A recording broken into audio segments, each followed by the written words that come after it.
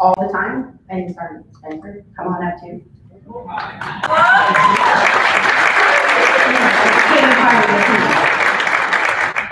This team, they are my rock. I lean on them quite a bit at half. They make things happen for me, and so I wanted to make sure all of you know all of them, and I want to publicly recognize them for all the hard work and give them my outstanding performer point, because putting this on is amazing, and you did a fantastic job, and I know it was a lot of work, and the background to putting this and you working with me was hard. It's difficult. So thank you very much. Mark Williams, Karen Davis, Karen Thomas, and Spencer. Oh! You got me go. Thank you very much for everything you did to put this on. I greatly appreciate it. And the coin doesn't mean you're done working, because I'm still going to do that. Much love to you. Give him a round of applause.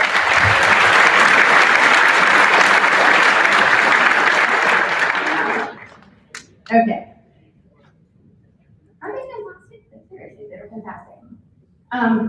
So there, like Chief Brown said, there is a lot of changes. PSDGs are coming out, and thank God for them, because I have no idea how to publish a PSDG, and I sent it all to them and said, hey, I'm taking this out of the A5 to make PSDG, and they're like, okay, we got it. And I send them like a booklet of things to do.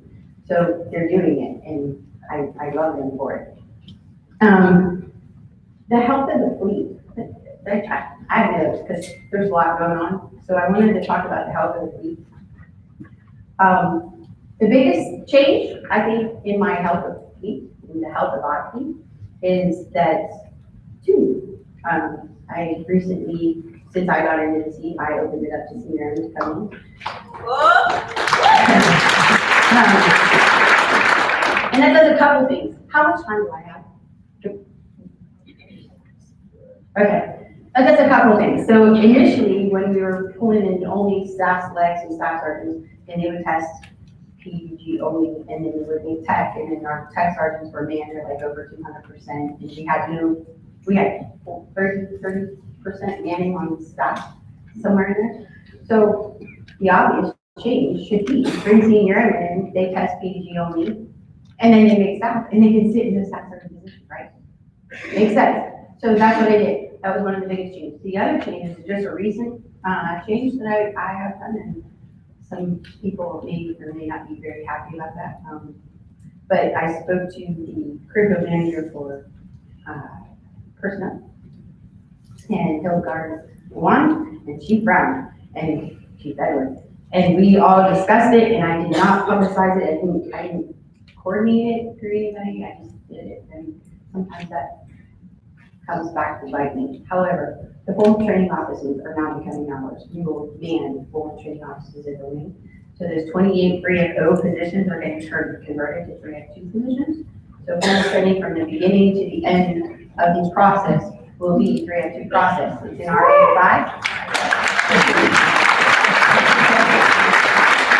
It's in our A5, we'll be the one placing it at the formal training office. Again, I would like to grow more than 28 positions, but that's time and work. But right now, the military positions that we currently have in the Air Force are getting converted to 3F2s. So you'll see it at the wing, and you'll grow up, and you'll see it at AFPC or at IMSC as a tricky manager and MATCOM or whatever the case may be. But you'll see the formal training process from beginning to end as a 3F2. It's ours. It's in our A5, it should be ours. It makes sense, right? Okay. Any questions on health and safety? I love no questions. I'm going to move right on there. Our CFCTP has been updated. I will start shy. Where you at? She's the one. I tend to delegate things. That's how I make things happen so quickly, because I don't take it on myself. I know I have a lot to do, and so I delegate. She is the one who went into the CFPTP and looked at all the crazy references and made sure that the references actually matched what it needed to match.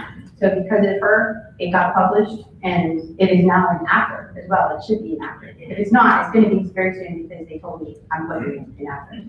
It said it was uploaded.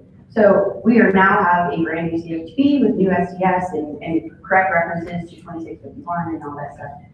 Thank you, Sergeant Shai.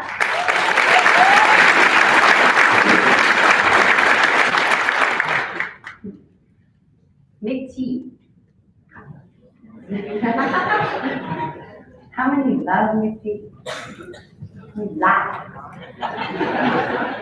So McT, the intent of McT is, and those communicators are not to just do a in-depth SOP. It's not to load and make sure that you're doing, that's not the intent of McT, it never was, but we used it as that. So everybody was like, we're doing these SOPs and then we go to McT, and it's the same thing. I feel like I'm doing an inspection on myself every other day.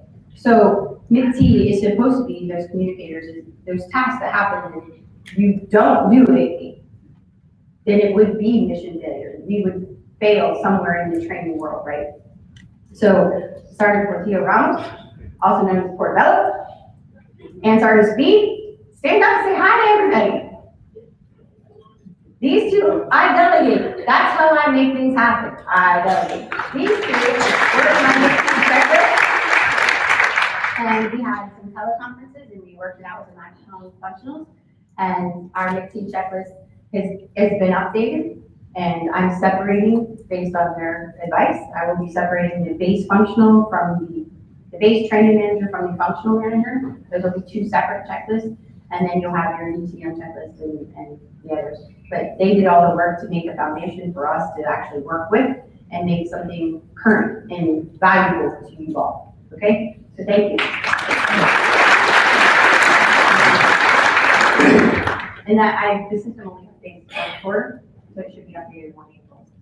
You won't see all the changes until 1 April. However, I'll check this if you want it. I can send it to you. I will send it out via MAGCOMs, and the MAGCOMs will filter it down. How's that? Okay. Did that already.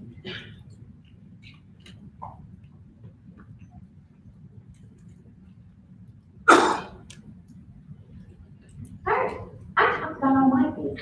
So now, these are just the heavy hitter things, right? Right? That's all I have to do. But I do want to say a couple of things.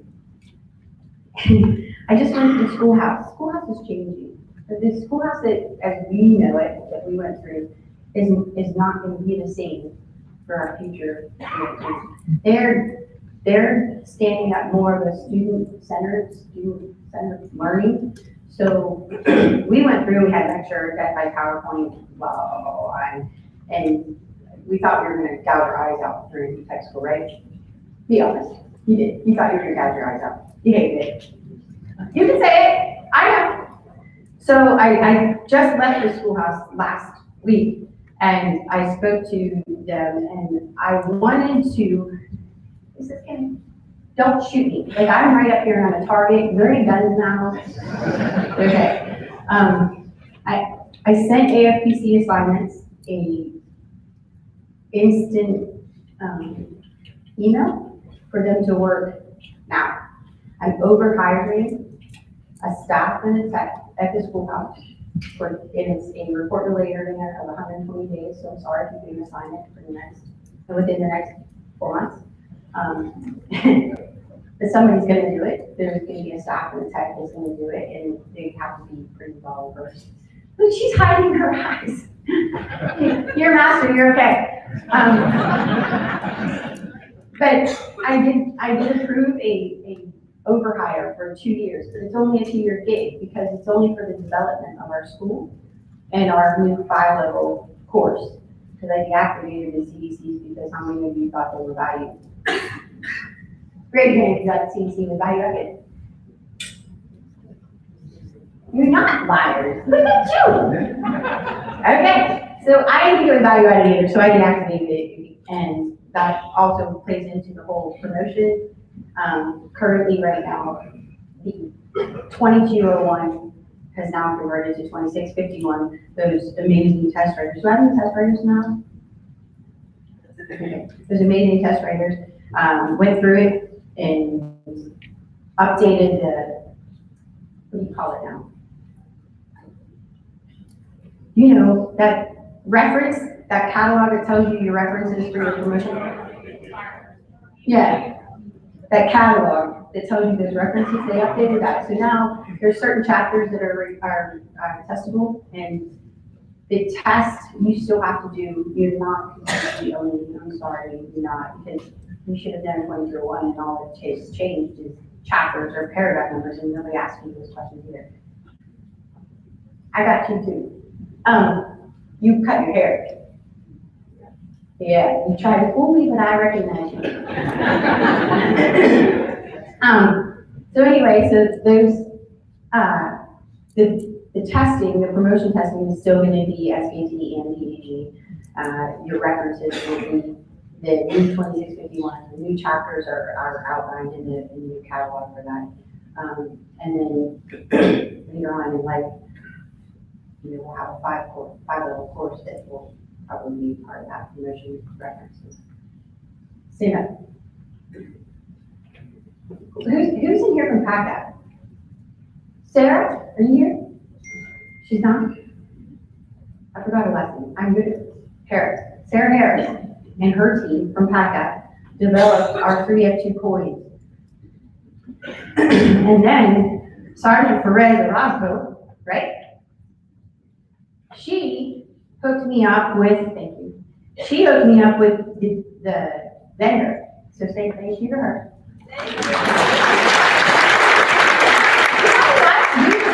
I delegate. I would never be able to get anything done if I didn't delegate. If you expect me to do all this crap, we would still be like 10 years ago. Nothing would happen. But I have great people in the field who are willing to step out of their comfort zone and willing to do more than just their day-to-day thing. And I appreciate everything that you did. I do have, I'm gonna estimate about 18 coins, 3F2 coins here for sale. They're $6 a piece. And it's all because of her hard work and finding a vendor to make it happen. All I did was pay. So they are $6, they're not free because I'm not buying them all for you. Okay, but she made it happen and I thank you very much for that. And they're up here on my desk. Seriously, again, you remember when I said we have about 1,200 people in our career field? But 1,300 authorizations. I think we're short when some of them are unfilled. So we have about 1,200 people. And I have sold already 950 coins.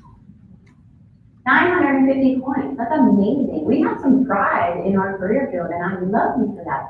I love that we love our job and that we want to do things for the rest of the Air Force because you, as 3F2s, you make it happen for the rest of the Air Force.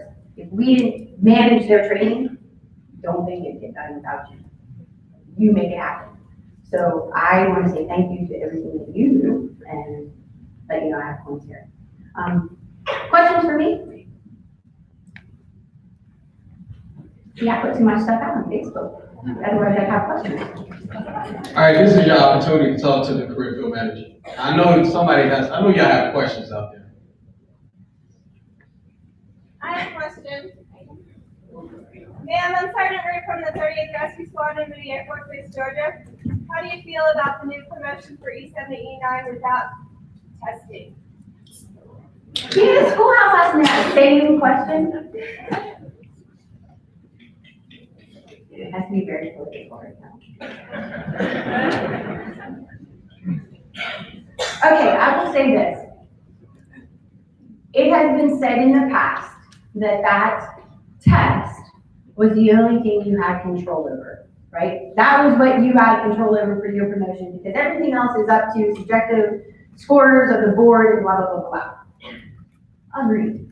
However, are you really going to sit there and tell me that you don't have control over your performance every day of the year in your EPRs every year? You're in control of your career, but if you need to take responsibility and accountability every day, all day, so that your EPRs reflect that you are the cream of the crop, so that when that happens, you're not relying on a 100-point test to get promoted. How's that? Playful, right?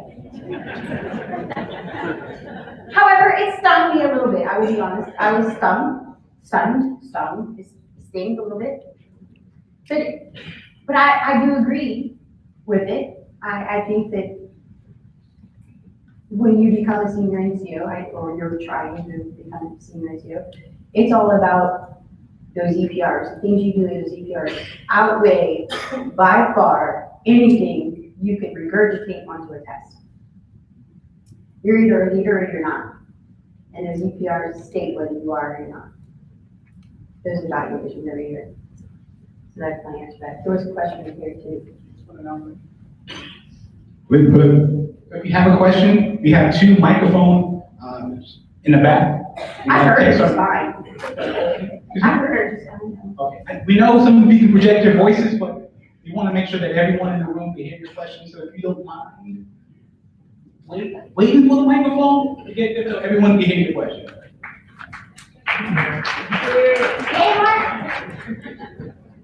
Hello, Chief. Staff Sergeant Day, Business Communications Squadron, Minot Air Force Base.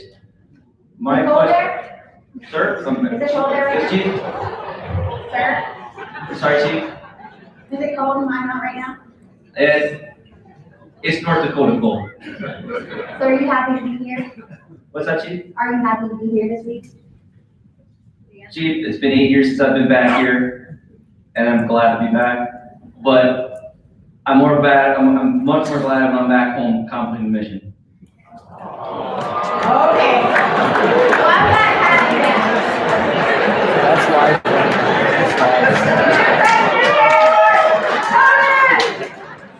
What's your question? Chief, of course, we've seen a lot of big improvements within the career field, especially amongst UTMs who have products that we use to help do our daily tasks. One of them being from a product by Master Sergeant Reuter, which is he gonna? Okay. OGT automation. My question for you is, what is your view on OGT automation as far as using it within the career field, and where do you see its future in the Air Force? Okay. Sergeant Grider? It's the Grider, right? Is that how I say it? The Gruder. I know I always mess it up. But G-U-Y is God. So G-R-U-Y should be the Grider. Just saying. Anyway, he is amazing at that OGT automation. I cannot and will not ever endorse that because it's the, please sit down. It is the buzz factor. It is the one-man buzz factor. If something were to happen with Sergeant Gruder, right? The Gruder. If something were to happen, there's nobody to take his place to manage that system. However, I'm working very hard with the Sergeant Edgar. Where are you at? Senior Sergeant Edgar. Stand up. So she is me at AUTC, and she is working with the AUTC contractors that are developing our total force training record. So I've given her carte blanche authority to make those things happen, and she's been doing a fantastic job. So those issues of all the different systems that people are building, homegrown systems and all that, they're going to go to the wayside because TFTR is going to do it for you. TFTR is the new training record that's getting developed by AUTC, and more importantly by human force. It is going to interface with, it was a great question because I totally forgot to talk about it, and you brought it up, so I didn't get to that. It will interface with MilPDS. One of the greatest things I think that is going to happen is when people in process to their unit, as soon as that passcode hits them, it speaks to TFTR and they end up on your OJT record just by virtue of it processing the CSS, which means you as training managers will look at that OJT roster or your report or so whatnot, and you'll see, oh look, Joey didn't process me and I have to do what? Your evaluations and orientation. So then you can go seek out Joey and say, hey, dummy, I need you to come and process me because I'm your training manager and I'm important and I need you to come see me so that you can do your job the right way, right? So thank you for bringing that up. So TFTR, there's amazing things happening with it. The 2096s are going to be embedded into TFTR, so they will be electronically in the system and they will get routed electronically all the way through to Prada on whatever the system is that we have. So there's no more snail mailing, the 29, which is, it is a matter of record inside of your TFDR. Do you want to talk more about TFDR? Do you want to say something? I can give you a mic. She needs a mic. Oh, never mind, she had a briefing this morning, so she'll tell you more about it. Apparently I didn't get that. I just knew I had to be here. So thank you for bringing that up. CFTR is one of the biggest things that I've been telling everybody since I got into the seat, that we need one single OJT system. We need to get rid of TBA and or AFRA or find something better than both systems. So we have taken that on, and it's been moving more so in my year than it has in, I think it came out in 2006. I'm coming back to in 2006 when we first initially said, oh, we gotta have one system. And now it's 2019 and we're actually gonna have a one system, and it should be by September, FOC, fully operational by September of this year. It's IOC, we already started the testing in April, correct? In April, we're starting the testing in a very small groups. So those individuals with AFSC are doing dual systems because they have to continue doing TPA and after, but they're also making sure that TFTR, also known as TIPper, they're also making sure that TIPper is going to be functional and do the things that we need to do as training managers and also as trainees, trainers, certifiers, supervisors, all those different roles. And it's going to be, instead, you know how in TBA you had to go and change your role, like I'm going to be an administrator this thing, so that it gives me these rights, or I'm going to be a supervisor this time, and it gives me that rights. This, all your roles are going to be like linked to your CAP card. So once you're in it, you can do everything you can do. You don't have to switch a page to do all of that. You're in it and you got everything that you have access to do as who you are via your CAP card. So great things are happening. I told everybody there's a couple things, two projects that had to happen before I was retired. First one was if I had to get published. It's published. And the other one was a single OJT system. And I don't know if I'm retired once it happens in the economic. I don't know if I'm ready yet. So you might be stuck with me for a little bit longer than after the TFTR comes out. I don't know. So yeah, great things. She's done fantastic with our contractors. I have very in-depth meetings with the, because it's total force. I want to guard reserve everybody because this is going to host officers, enlisted, guard, reserve. Everybody is going to be in this total force. And once this total force is fully operational, it will be mandated to be the system to include Intel, who has classified, that they have to declassify their information so that they can use this system. So I know there's some linbacks out there for different AFSEs, but I'm aware of those at the beginning, at the inception of the TFTR, so that I can make it work for every AFSE. It will be mandated. This is the system to be used, period, and dot. There's not going to be PEPs, there's not going to be TBA, there's not going to be AFRA, there's not going to be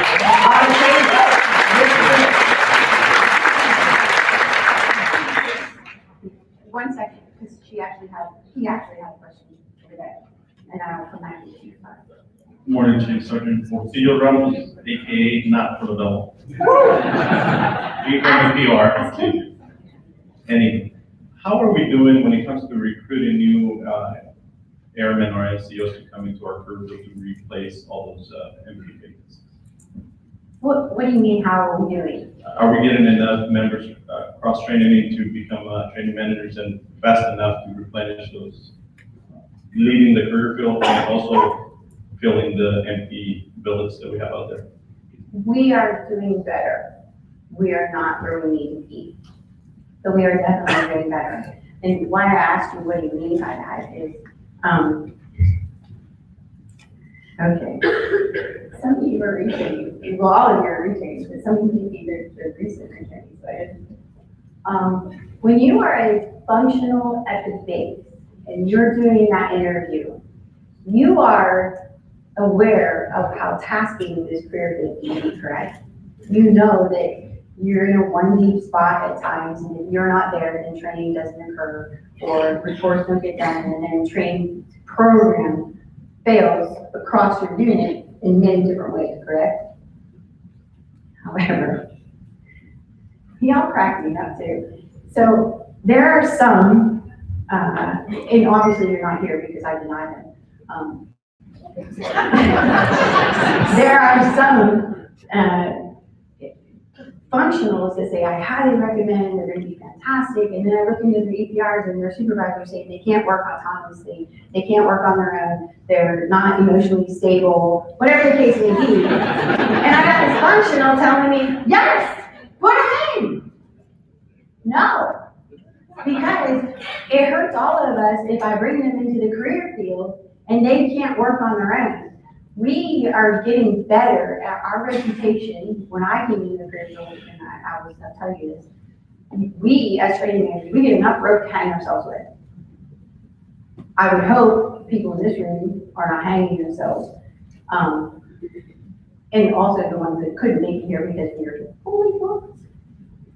They're not hanging themselves, but some of us do. So there are some training managers out there that they get it and they're autonomous and they're like, I run a managed program, and they're out there doing those other extracurricular activities that have nothing to do with training, and they're all about that portion as opposed to where we need to be in managing, taking care of business. You know what I mean? So we've gotten this reputation of, and I am not one of these people, if you're not at your desk, that's okay, but where are you? If you're at, we used to call it CDO, commissary DX, post office.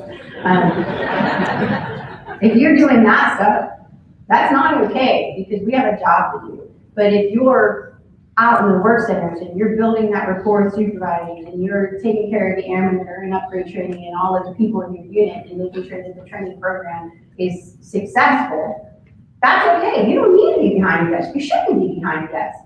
You shouldn't be there answering your phone all the time.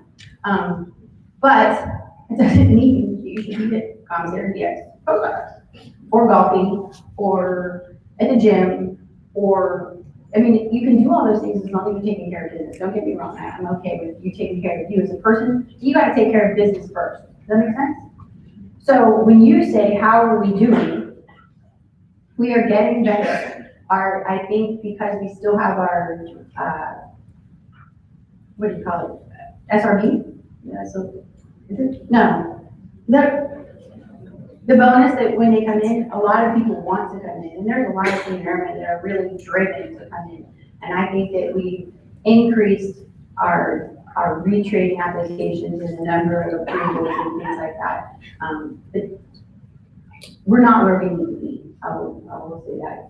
I'm trying to grow us, but remember, the Air Force will only man us at every base at like 75%, 75 or 80%. So that's kind of a hindrance on us as well. What I need to do is grow authorization somehow, some way, which part of the total training office is that's growing our authorization so that I can bring more training managers in and we can take care of business. Did I answer that question? Okay. You had it. Okay. I just want to piggyback on some topics you discussed a few days ago. Microphone. They can't hear you, and they want to. Yes. It's dead. I want to piggyback on something that she discussed, the last topic, that is the single system OJT. And the reason why I want to bring this up is because it's a beautiful thing to know that we are now in control or involved in a system that we're going to be using. Right? Anybody that has the historical background as to how these systems came about and why we had two systems is because training was not involved in the process. We were not involved. Now we have ownership, we have stakeholders in the process, and we can build a system that will work for everybody. So I'm just glad that we have somebody up there that's fighting for it, that we have people working on the system, and that we have input and control of things that we're going to use to manage our business. That's all.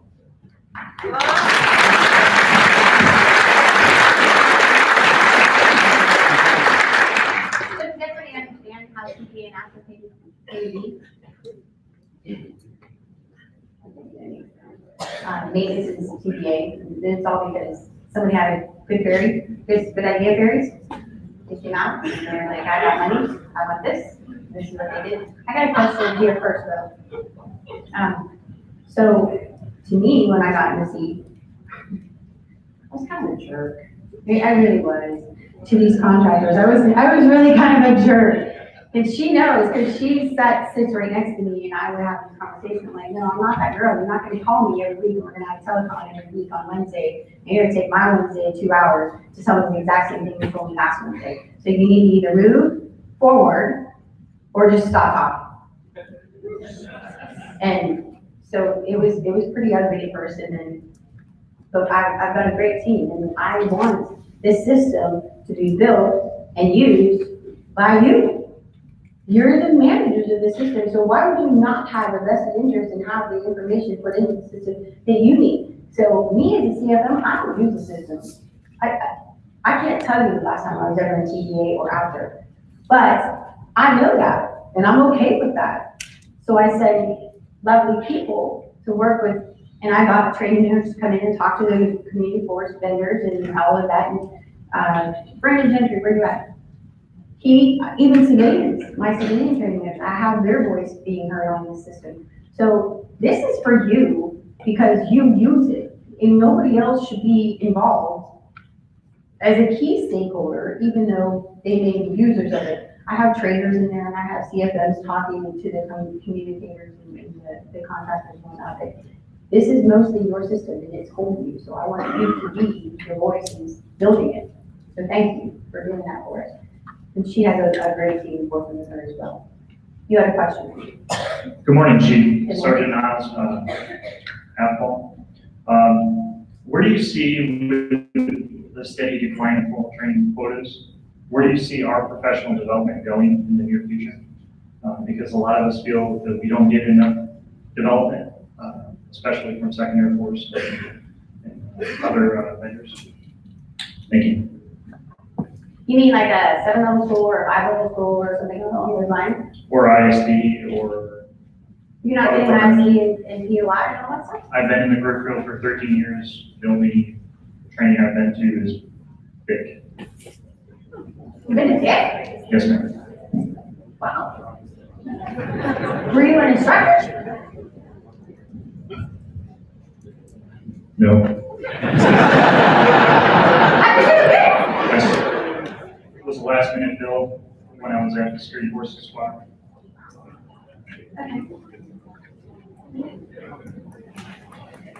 Thank you for bringing that question up. I will say that I didn't know you were studying to find, I didn't know you were getting any classes, but I can say you, since we are formal training managers now, officially, that we should be getting more seats, because we're running a program. I mean, we got 3 at 2 at DP3 doing tracking the training. Is it because of unit funded stuff that you're not getting the unit funds to go to these courses, or? Okay, now I can talk to that. So every year, are you going away? Every year, you should be talking to your commanders and forecasting for those formal training courses, not only for those age guys and crew chiefs and comm guys and all those different AOCs we have. We need to advocate for ourselves. So when you're going and talking to your commanders about the resources and training that we need to POM for every year, you should be including those courses for yourselves so that you can go to those courses, because the courses are out there. And I'm telling you, if we don't start going to them, the courses will go away. So you are kind of like you're a prisoner of your own self. If you don't send yourselves, if you don't advocate for yourselves to your commanders to budget and to use that money, then you're not going, I confess, you're not going to go to those courses because nobody knows about them but you. So you have to be the person, the individual that goes to the commander and says, this course is out there and I need it for XYZ, or I need it for just career development. It doesn't even matter if you need it in the squadron that you're in. You need it for career development. to develop you as a 3F2. These are your courses. And I am working, we're, starting, so I'm gonna finish that up, 1 second. So decreasing formal training is because of you all, not because of me. And not because of any one of these chiefs. You in the unit are the person that can advocate for or against yourselves to take the formal training, period. And stop.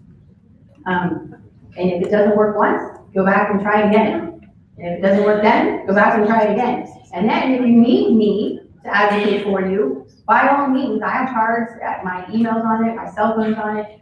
I'm here working for you. If you need me to intervene, to explain to your commanders or your resource advisors, or whatever the case may be, how important your training is, I will do that.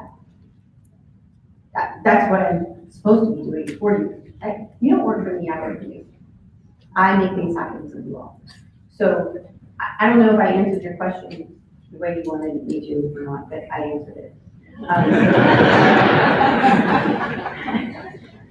There was something else I wanted to talk about. I really don't. I don't know. The questions? Yes, standing up. Yes, yes, ma'am.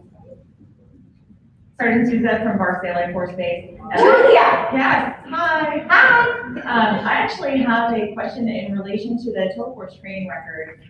So I heard you talk about the different AFSCs that we're going to go ahead and employ this on. Is there already test bases that are set up? Because I haven't heard that, and can Barksdale be one?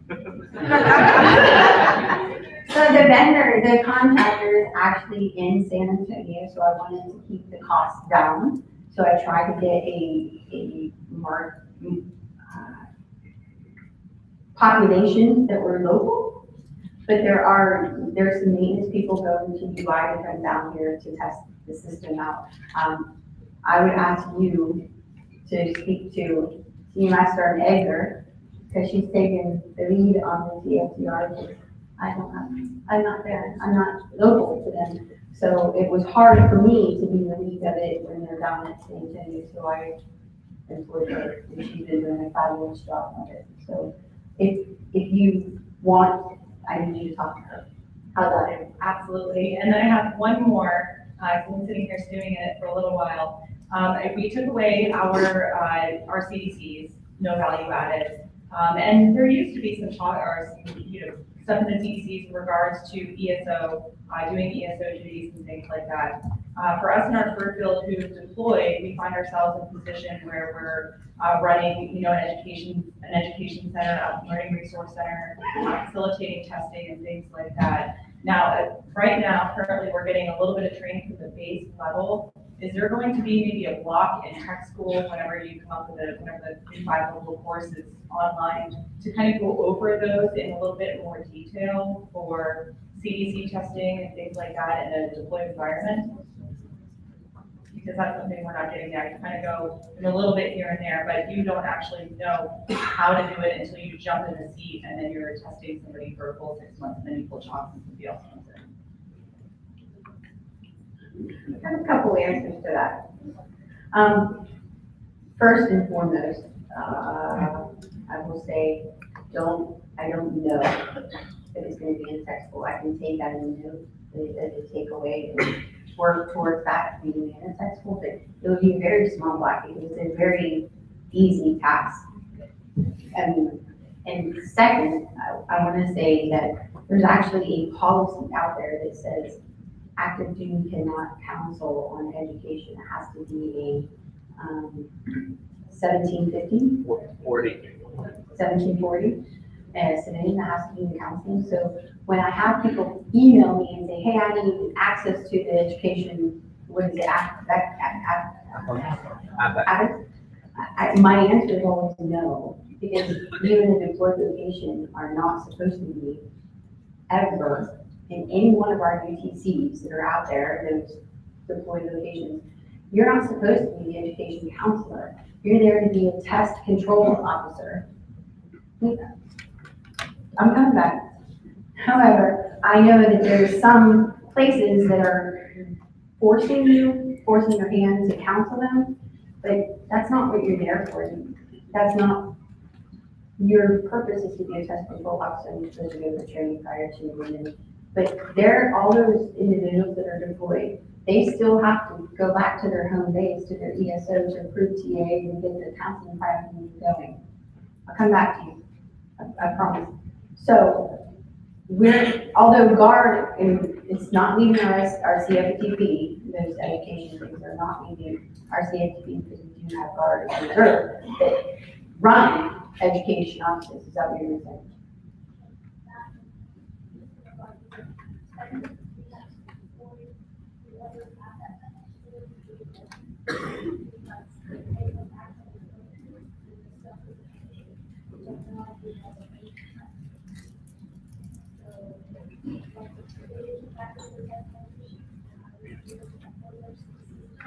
Hey, my guy's already tested, but you wouldn't know that for community. Maybe it was for community. That's the system though, that's not, No, that's, no, I'm telling you, that is the system. well, I've had people who have gone to deploy, have tested there, tested more than once there, and not had any of their stuff updated in the system. So, Okay, so here's how it works. When and I deployed twice as a test control officer, so I do have some hands-on knowledge.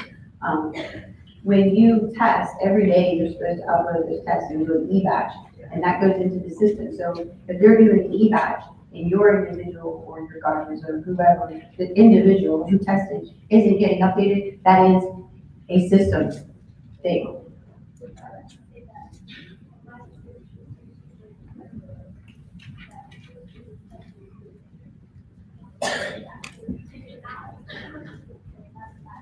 We're not taking the TCO part out. What I'm saying is, I can't sit down with you and say, here's your career program, this is what your degree is about, and this is the classes that you need to take. Because we as education training managers, we're not authorized to counsel on those curriculums.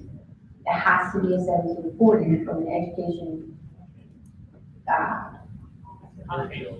arena. They have to be hired to do that.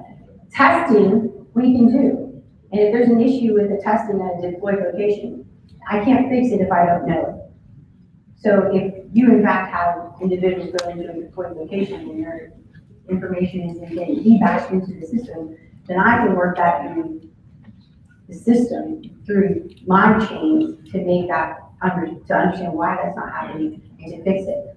But I've never heard of anything like that until today. So you had something else to add? Very, very briefly.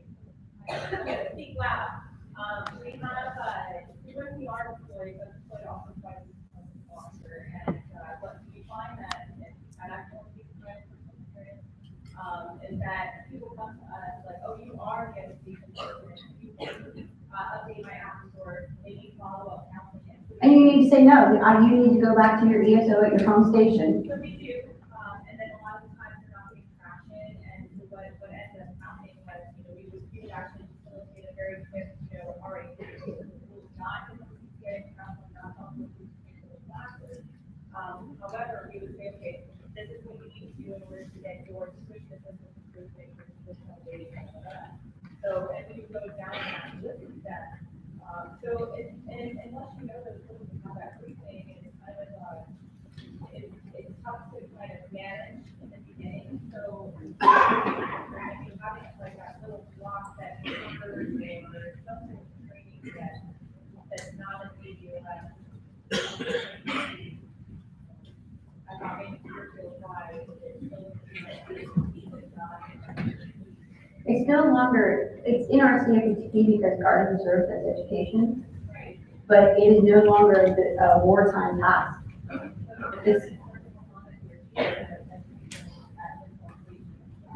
Again, it's not a wartime task, so if that's what if you are sitting in an education office, that task is still there for you to do.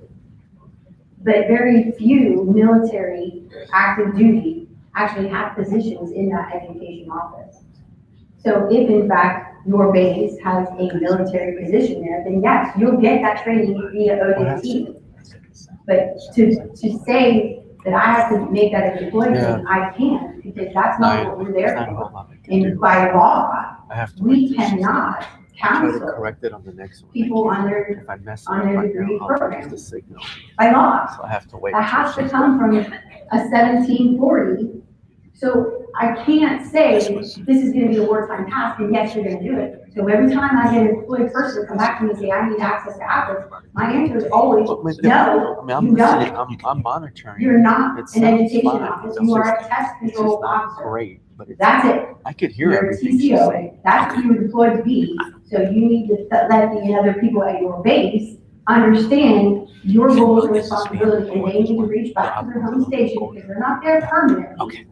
They need to reach back to their home station and get that ESO or the people at their home station to work their TA and all of that, and you can help them do that, but in no way, shape, or form are you going to improve TA or get into Apex or anything else. That's home station funds. Does that make sense?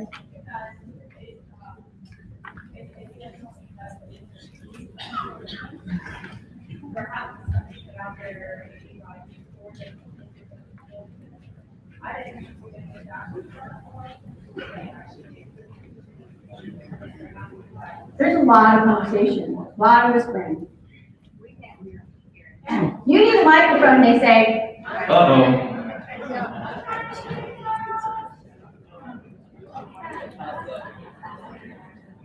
Chief, Yeah. Before we continue, if you need to speak, if you want to speak, please wait for the microphone so everyone can hear you. This is. It's not just for me here, it's for the rest of the group here. and- It's for all the 302s and the training managers that are watching this live, because they can't hear you. So just- Oh, yeah, I'm live. Please wait for a microphone. That's why I'm not cussing.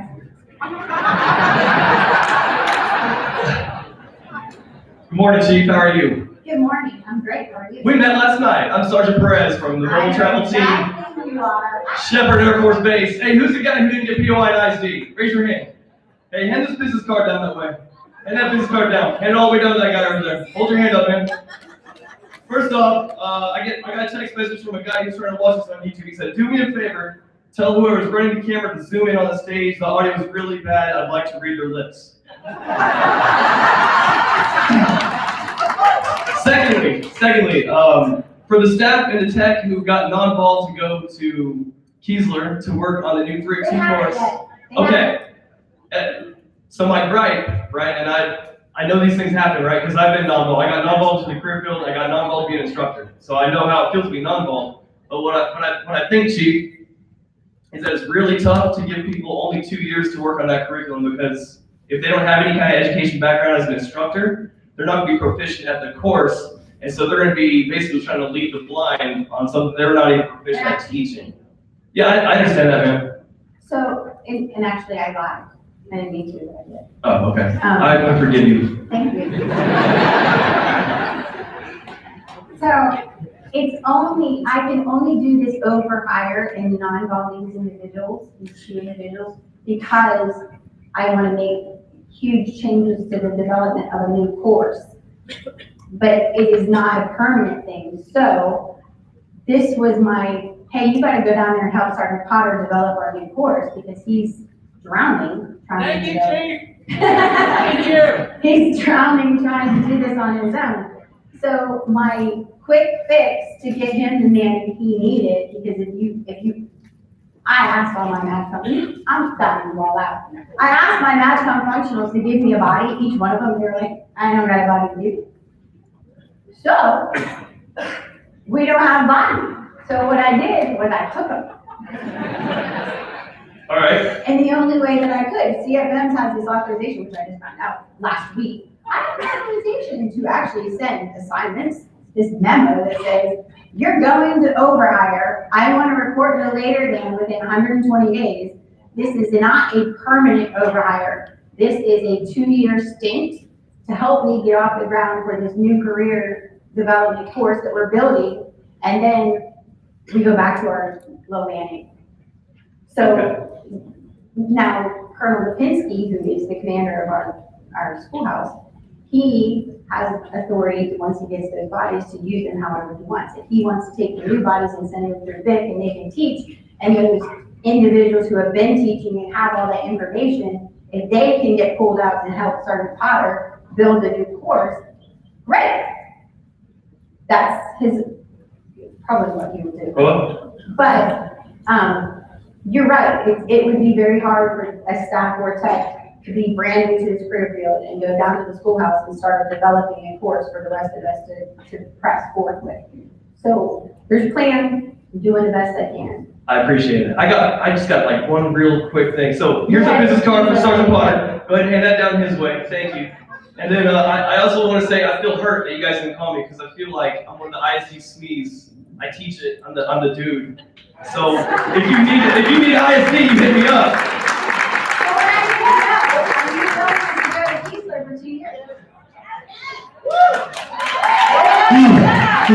You know what, Chief? I gotta ask my boss, which is my wife.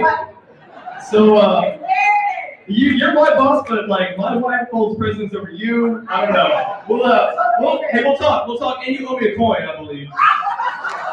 Oh yeah, this is happening. All right, thank you for your time, Chief. I appreciate it. I'm out.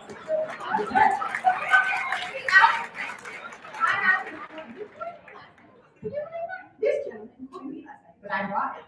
I'm ready. Anyway, thank you for that. What else do we got? Yes. Morning, Chief. Good morning. Sergeant Farber, NGB A4. And the question I have is back to TBA and TIFTR for a minute. What's, in your vision, what does the sunset of TBA and after look like once TIFTR is up and running? Okay, good question. And I'm going to speak candidly. Okay, so IOC is happening, testing is happening, and then IOC happens this spring for TIFTR.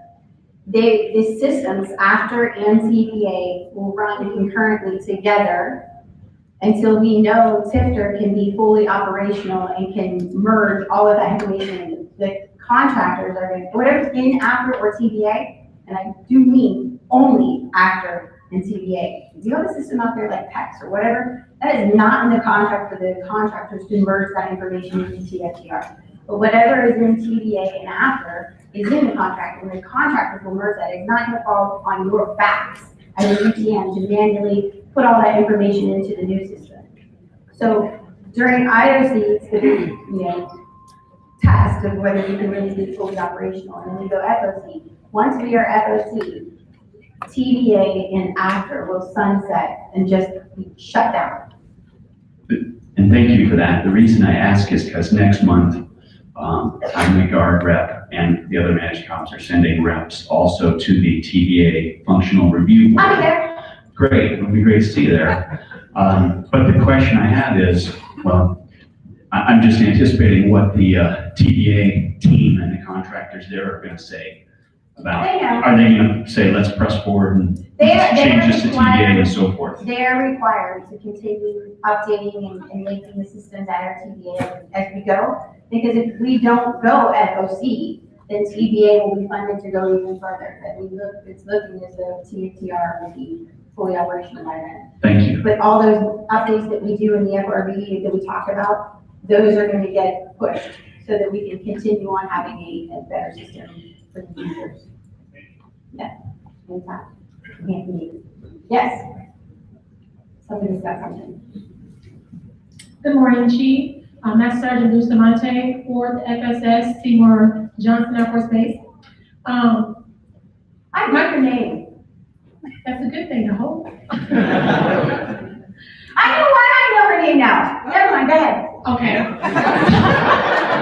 So, you mentioned formal training, which I'm very glad that you did, because I feel like I should put my head in the sand right now, should I? No, so January 2nd.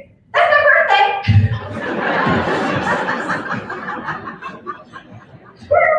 And I'm not sure if it's because Seymour Johnson was leading forward or it was by accident, but 3 and 2s are actually already running formal training.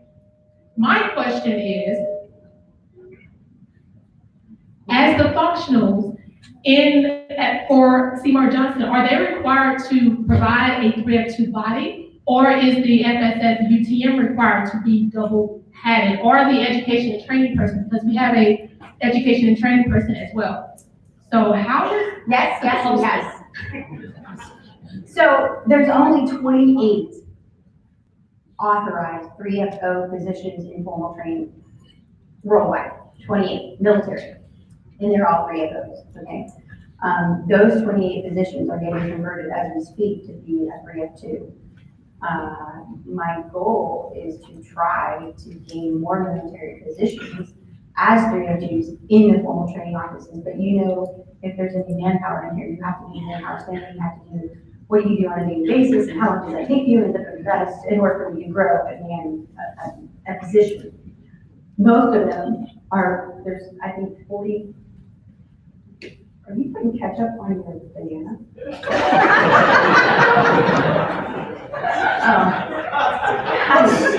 Okay. Like, that was gross to me. I had to stop. Anyway, so in order to get those positions, I have to do the manpower standard and all that stuff through APMA. But right now, there's 28 are getting converted, and then there's civilians that are running the formal training offices across the board. I think there's 44,000 positions, but only 28 of them are military. So it's a long process. It's a win that we got the 28, and they signed off on giving us those, you know, the CFM for 3FOs. And he was like, yeah, sounds good to me. You happy? I was like, yay! So you know, it's a long process, but I am working on getting more authorization to have a body, a 3F2 body in the formal training office at the main level. And yeah, I don't know if I answered your question. So pretty much, just the extra work, just shut up and call it pretty much, and just press? Yeah. Got it, Chief. Yeah. Make it happen. That's what we do every day, right?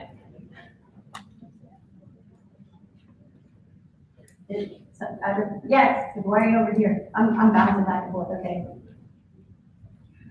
Me, man? Yeah. All right. You got the mic.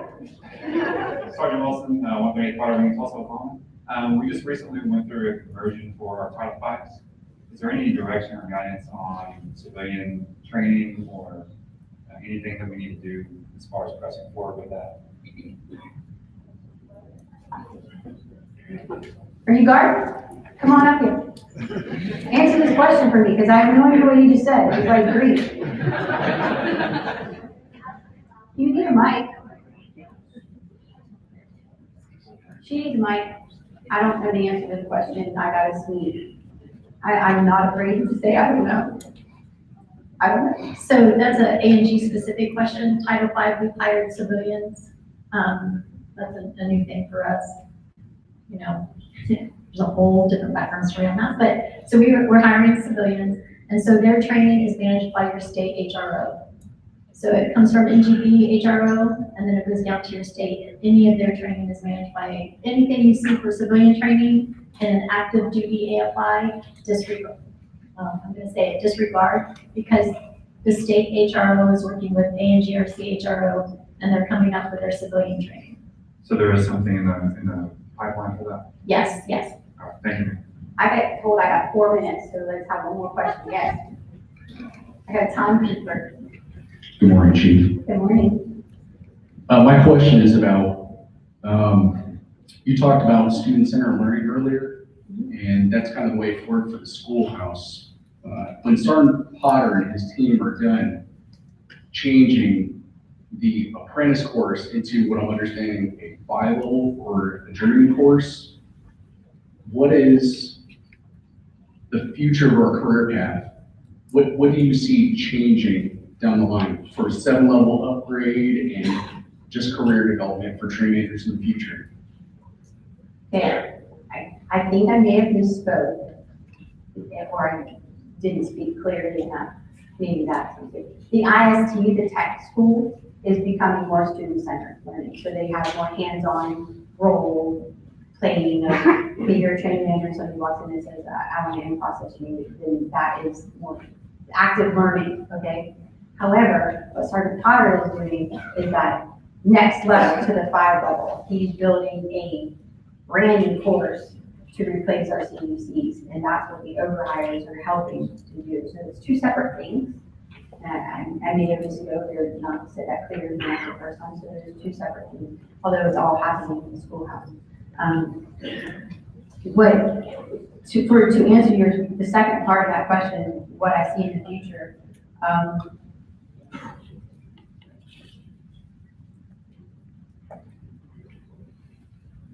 I want to say, I'm gonna say, I think that we are extremely professional as 302s. We're trained into this curriculum. We already have a background of what training is like in our units from our other AFSC.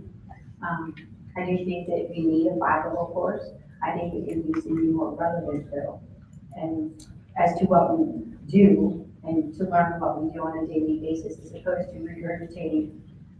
I can promise you, as a senior in that costume to do this curriculum, I couldn't care less what a match functional manager did, which is what was in our CDC. I did care, and there's roles and everything that's in there. It was like a read book, memorize the book, study, whether it is a should or may or will or possible. That to me was ridiculous. So what I want our new 5-level course to be is more of day-to-day taskings of how we learn to do our job, what our responsibilities are as training managers in the field and as possibly an instructor or that type of thing. But I also said to Sergeant Potter, we're like a belly button to a unit for a lot of different things.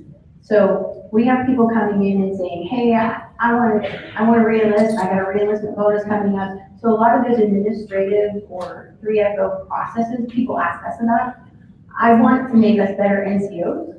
So just to familiarize yourself, not to become experts at 3FO business, but to familiarize yourself, because a lot of times it has to do with you as well, because you're re-enlisting it, you're doing those things. So I asked him to put all of that, that process, those things that we deal with, each one of us, every single one of us, into our course, so that we are familiar with those processes, so that one, it helps us as individuals, but 2, we can relay that information and become better NCOs and better senior NCOs, and we're not getting blindsided when we do make master and somebody comes to us and says, you gotta do X, Y, and Z, and we look at them like, I don't even know what that is. Manning in situations like that. So I think, I think when you ask me what I see in the future, I don't think there will ever be a 7-level course. I don't think it's necessary. But I do want a more valued and comprehensive 5-level course, and that I see coming in the future. Right, so I didn't intend to imply that I believe the 7-level course was coming online or anything like that, but just if there will be a 5-level course as far as 7-level upgrade training and just advancement, advanced certifications and quals, like where do you see us focusing our attention? And it sounds like you would like us to focus on becoming more well-rounded NCOs, senior NCOs, just a better supporter of the unit is what I'm kind of understanding. Yes, exactly. Thank you, Chief. Yes. How much time do I got? 0. I'm done.